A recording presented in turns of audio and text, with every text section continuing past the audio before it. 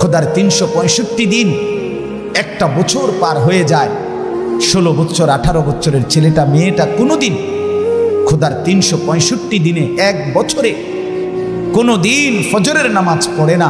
মুসলমানের ঘরে ঘুমায়া, মা বাপ জীবিত মুসলমান, অথচ সেই ঘরের ছেলেটা মেয়েটা আজকে একটা বছর কোনো দিন ফজরের নামাজ ওয়াক্ত হয় কখন, সময় হয় কখন, ফজরের জামাত কয়টায় সেটাও জানে না। এক বছরে খোদার একটা দিন কোনোদিন ফজরের নামাজ পড়ে না। আহা মুসলমান, এত বড় অসভ্য, এত বড় জানোয়ার, এত বড় নির্লজ্জ বেহায়া মুসলমানের ঘরে কেমনে ঘুমায়? ওই বাপ কি করে, ওই মা কেমনে ঘুমায়? সে ঘর মুসলমানের ঘর কেমনে হলো? ওই বাবার চোখে ঘুম আসে কেমনে? ওই মা চোখে ঘুম আসে কেমনে? হায়, আমার সন্তানের পরিণতি কি হবে? আমার মেয়েটার পরিণতি কি হবে? আমার 16 বছরের 18 বছরের মেয়েটা আপনার প্রতিদিন রঙ্গরসে টাইট কাপড় পরে সাইজা গুইজা হরেক রকমের বাহারি প্রসাদনী সাজসজ্জা করে আপনার মেয়েটা রাস্তায় বের হয়। আপনি বুঝেন না? আপনি সিরা খান, আপনি কিছুই বুঝেন না। সে কই যায়, কি করে, তার এই যৌবন কে দেখবে? আপনি বুঝেন না কিছু। রাস্তার দুই পাশে কিছু লম্পট খারাইয়া মুত্তা ফানি লয় না, এরম অসভ্য কিছু বখাটে দুশ্চরিত্র যুবক রাক্ষসের দৃষ্টিতে, উপভোগের নজরে, উপভোগের তামাশায় আপনার মেয়েকে, স্ত্রীকে দেখছে।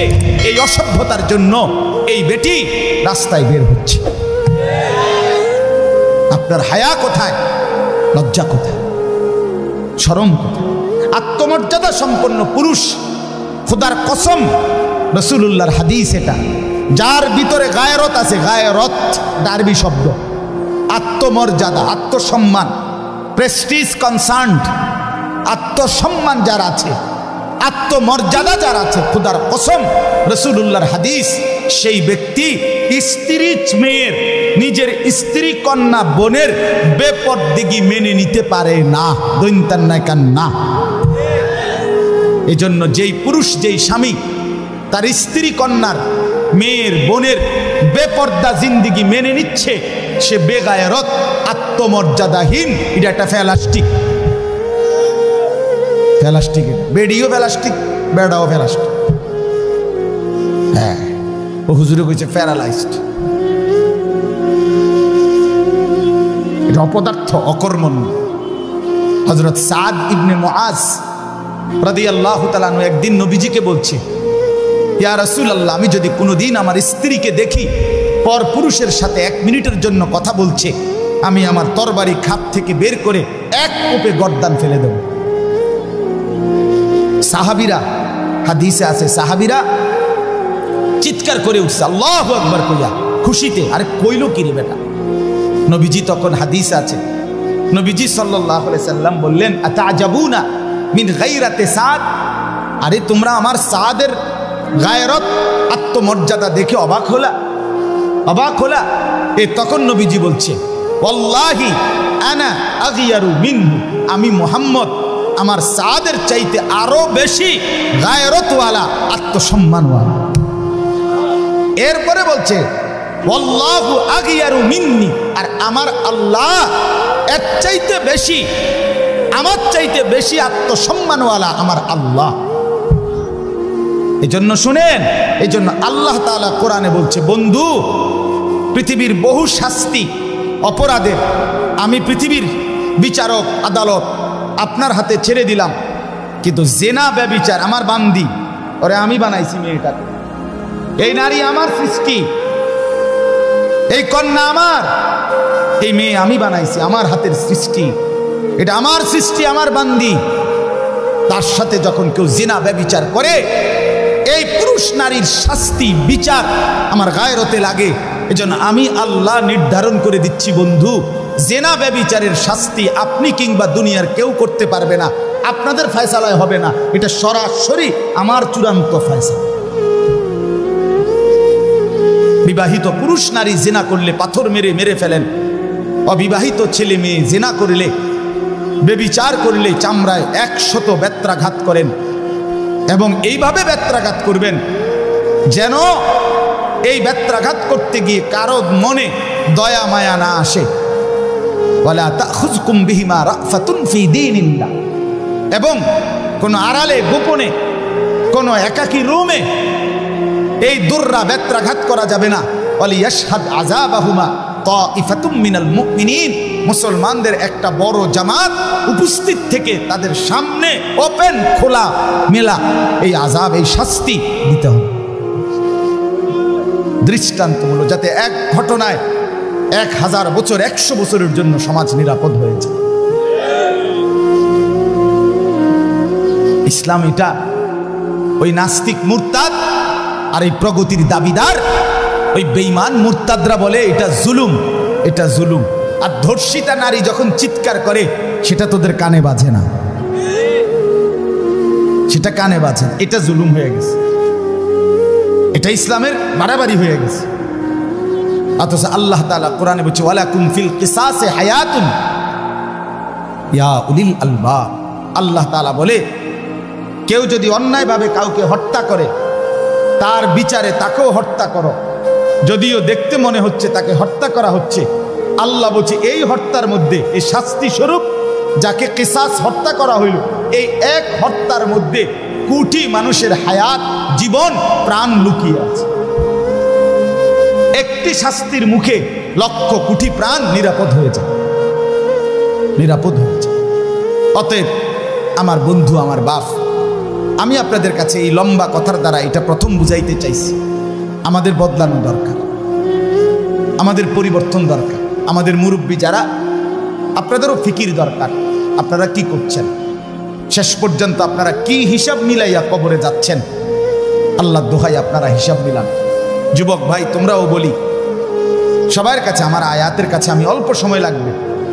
আমি 3টা আয়াত পড়ছি পবিত্র কোরআনুল কারীমের 18 নম্বর পারা 23 নম্বর সূরা।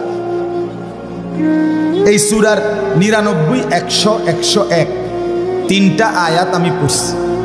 খুব লম্বা তাফসীর, গভীর ব্যাখ্যা আমার উদ্দেশ্য না, সেই যোগ্যতাও নাই, উদ্দেশ্যও নাই।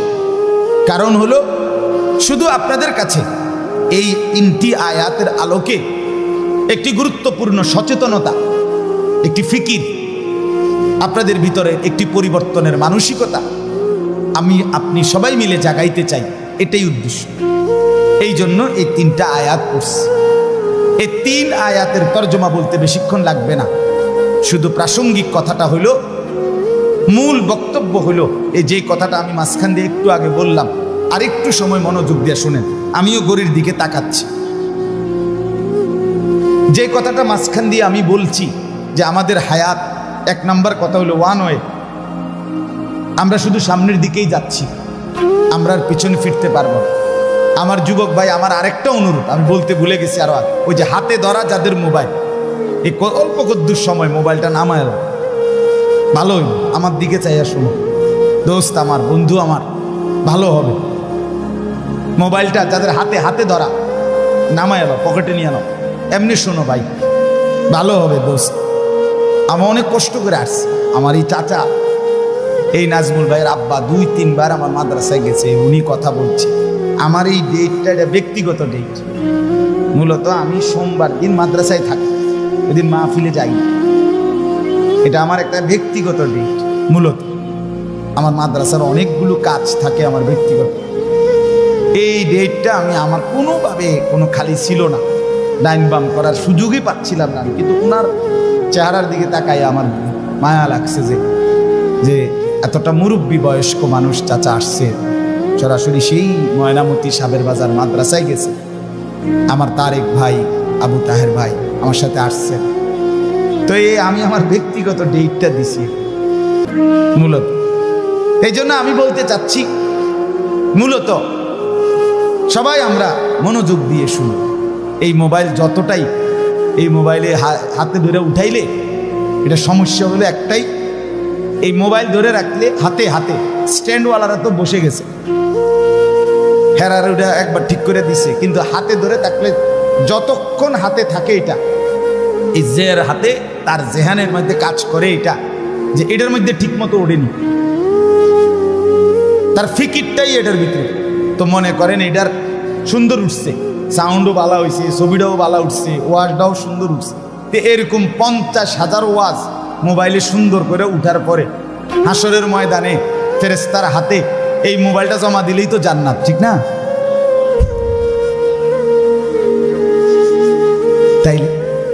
তাইলে এটার মধ্যে সাজলে কি লাভ হবে? আমার জিন্দিগিতে সাজবে কখন? আমার জীবনে আসবে কখন? আমি বদলাবো কখন? আমার পরিবর্তন কখন? তো আগার মেরা নিহি বনতা না বন আপনা তো বন। প্রতিদিন আমি লাস্টে কথাটা বলি। ভারতের বিশ্ববিখ্যাত বুজুর্গ, সারা পৃথিবী কাঁপানো আলেমে দ্বীন ছিলেন আওলাদে রসুল সৈয়দ আবুল হাসান আলী আন-নদভী রাহমাতুল্লাহ আলাইহি। তিনি এই কথাটা বলতেন যে হে যুবক, তুমি যদি আর কিছু এই দেশ, জাতি, সমাজ, পরিবার, এই পৃথিবীর কোনো উপকার করতে নাও পারো, ঠিক আছে, কইরো না। কারো কোনো উপকার করলা না, ঠিক আছে না, কিন্তু আপনা তো বন, নিজের ভালোটা তো করো। নিজেরে কেন নষ্ট করে দিচ্ছ? এর দূরও বুঝবা না? এই দিবা নিশি 2 আঙ্গুলে এই মোবাইলের অশ্লীল ছবি, নাচ, গান, জিনা, ব্যভিচারের দৃশ্য, আমার বাপ শেষ পর্যন্ত তোমাকে কোথায় নিয়ে যাবে? বন্ধু আমার, তুমি প্রতি কদম কোথায় যাচ্ছ? ধরে নিলাম কেউ বলল না, কেউ সাহস করল না, তোমার বাবা হেরে গেল, মা হাল ছেড়ে দিল, এই সমাজ, দেশ, সর্দার, মাতব্বর, পাড়া পড়শি কেউ বলতে পারল না। ঠিক আছে বন্ধু, তোমার চুলের সামনে, তোমার অহংকারের সামনে, তোমার চোখ রাঙ্গানির সামনে, তোমার গাদ্দারির সামনে কেউ সাহস করলো না তোমারে কিছু বলতে, যে তুমি যাচ্ছ কোথায়? আমি উদাহরণ দিতে গিয়ে বলি, প্রায় দিন যে মনে করেন ও ছোট্ট মিয়া, তুমি একটু দাঁড়াও, ছোট ভাই তুমি দাঁড়াও, না না না পিছনের ছেলে তুমি দাঁড়াও, আব্বা দাঁড়াও, দাঁড়াও, কিচ্ছু না, এমনি দাঁড়াও। এ মনে করেন এই ছোট ছেলেটা, তো ওই কোনায় আগুন লাগছে, মনে করেন আগুন জ্বলতেছে, তা আমরা দেখলাম ছেলেটা 1 পা 2 পা করে করে ওইদিকে যায়। এখন এতগুলো মানুষ আমরা অথবা তার বাবা বা আমরা কেউ তাকে কিছু বলতেছি না, সে ধীরে ধীরে 1 কদম 2 কদম করে খুশি মনে তার স্বতঃস্ফূর্তভাবে সে যাচ্ছে ওইদিকে, কেউ তাকে কিছু বললাম না, বলার সাহস করলাম না। এটা তো তার জন্য উত্তম, তো বলেন না, বলেন? তাইলে সে প্রতি ধাপ আগাচ্ছে, তো কোথায় যাচ্ছে? বাবা বাবা, আগুনের দিকে যাচ্ছে কিনা? তাহলে যুবক ভাই, হতে পারে তোমারে কেউ বলল না, ঠিক আছে, ধরে নিলাম তোমার মা, বাবা, আত্মীয় স্বজন, পাড়া পড়শি কেউ কিছু বলল না, তোমার মদ, তোমার জুয়া, তোমার অবৈধ প্রেম, তোমার অবৈধ সম্পর্ক, জিনা ব্যভিচারের আড্ডা, দিবা নিশি মোবাইলের এই নর্তকীর ছবি, জিনা ব্যভিচারের দৃশ্য, বন্ধুদের সাথে এই আড্ডা, অসভ্যতা, কেউ কিছু বলল না, কিন্তু তুমি যাচ্ছ কোথায়? আমার দোস্ত বলো, কেউ কোথায় যাচ্ছ? নুয়াল্লিহি মা তাওয়াল্লা ওয়া নুসলিহি জাহান্নাম। আল্লাহ কোরআনে বলছে, আমার রসুলের বিরোধিতা যে করবে, আমার ইমানদার মুমিনদের পথের উল্টো যে চলবে, আমি একদিন সিদ্ধান্ত নিয়ে নেব তাকে আমি সেই উল্টো পথেই চালাবো।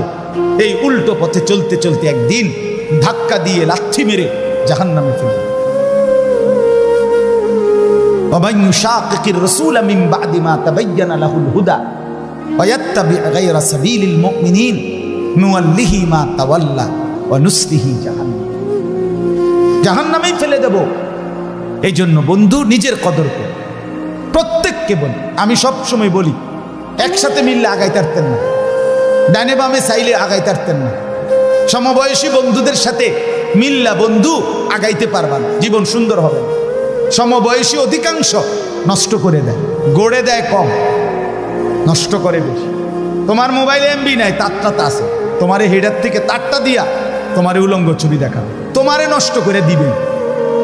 তুমি মদের আড্ডা চেনো না, ওই তোমারে ঠিকই চিনাই দিবে। তুমি জুয়ার আড্ডা চেনো না, ওই তোমারে চিনাই দিবে। তুমি নারীর আড্ডা চেনো না, ওই তোমারে পতিতা বেশ্যা নারীর খবর দিয়া দিবে, তোমারে সে পচাইয়া দিবে। কারণ শয়তান তো তার মাথার ছোঁয়া রয়েছে যে তুই তারে নষ্ট করবি। এই পৃথিবীর যে কোনো 90 বছরের বুড়া মিয়া যে বেটা এখনো বিড়ি খায়, এবারও আপনি জিগান চাচা আল্লাহ দোহাই করে কর, আমনে জীবনে প্রথম বিড়ি আপনি নিজেই শুরু করছিলেন না? কেমনে কইও না, আমি তো জীবনও এটা খাইলাম নইলে।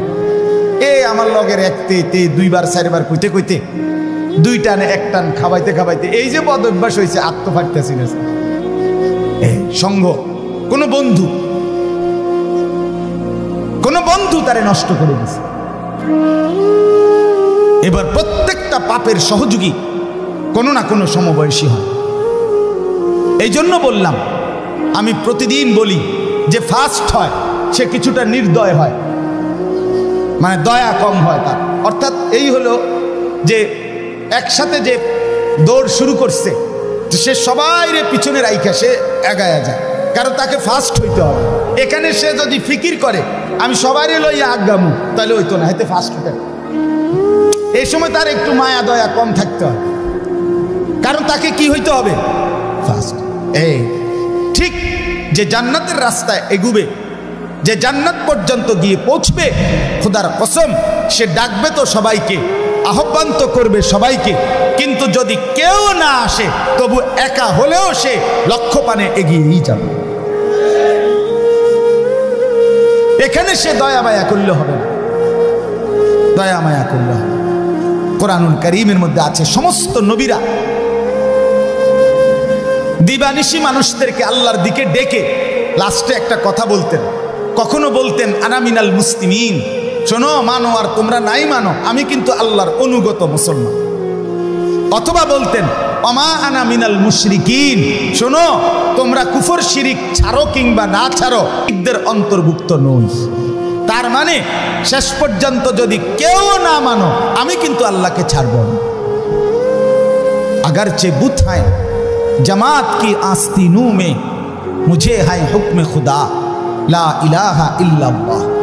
ইব্রাহিম আলাইহিস সালামের কথা এটা আল্লামা ইকবাল কবিতা আকারে শের আকারে বলছেন যে ইব্রাহিম নবী বলছিলেন ওনার জাতিকে, হে আমার জাতি, তোমরা যদি প্রত্যেকেই একটা একটা মূর্তি আইনা এখানে স্তূপ দাও, মূর্তির স্তূপের উপরেও যদি আমাকে দাঁড় করাও, মূর্তির স্তূপে দাঁড়িয়েও আমি মূর্তির স্তূপের উপরে দাঁড়িয়েই বলবো লা ইলাহা ইল্লাল্লাহ, আমি একাই বলবো। अगरचे बुत জামাত কি আস্তিনু, সবার মাঝে থেকে আমি বলবো এটাই যে লা ইলাহা ইল্লাল্লাহ, আমি তোমাদের সাথে গা ভাসাবো না। এই জন্য আবারও বলছি বাপ, পরিবর্তন চাই। আজকের নওজোয়ান স্বপ্ন দেখে অনেক, আলহামদুলিল্লাহ এই মানব কল্যাণ সংস্থা হিফজুল কোরআন প্রতিযোগিতা করছে, আরো ব্যাপক চেষ্টা করছে। আমি ব্যক্তিগতভাবে তাদের এই আয়োজন সম্পর্কে আগের থেকেই জানি। আমার মাদ্রাসার ছাত্ররা প্রতি বছরই এখানে আমার মাদ্রাসা থেকেও প্রতিযোগিতা দিতে আসে, এবং আমার মাদ্রাসাও আলহামদুলিল্লাহ প্রতি বছরই 2-1টা পুরস্কার পাইছে। আমি অনেকবার দেখছি তাদের পুরস্কারগুলো, তো এই হিসাবে আমার কাছেও এটা পরিচিত নাম। আলহামদুলিল্লাহ ইতিমধ্যে দূর দূরান্তে তাদের এই উদ্যোগ, তাদের এই আয়োজন ব্যাপকভাবে মানুষের কাছে সমাদৃত। আমার ফাঁকি দিয়ে এটা বলে নেই দোস্ত, আপনাদের কাছেও যারা এর সাথে সংশ্লিষ্ট, লৌকিকতা যেন না হয়, শুধুই প্রদর্শন যেন উদ্দেশ্য না হয়, শুধুই ছবি, শুধুই ভিডিও, শুধুই ঝাঁকজমক, শুধুই চাকচিক্য না, দিলের খোরাক যেন হয়। ইনশাল্লাহ হচ্ছে, আরো হবে।